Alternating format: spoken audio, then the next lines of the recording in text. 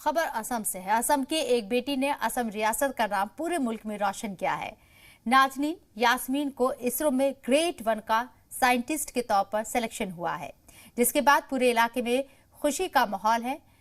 मंजिला बेगम और अबुल कलाम आजाद की बेटी नाजनीन के इस कारनामे की जमकर तारीफ हो रही है। मकामी लोग इसे पूरी रियासत के लिए फख्र की बात कह रही हैं।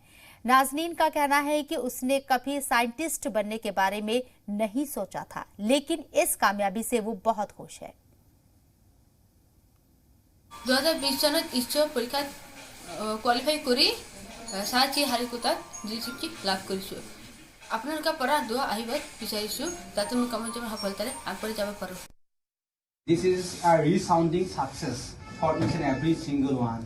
Especially being an Assamese, we are so proud of for our ma'am. Do you know why? And today she has been able to crack in such kinds of examinations by which she can discover herself, that is in ISRO.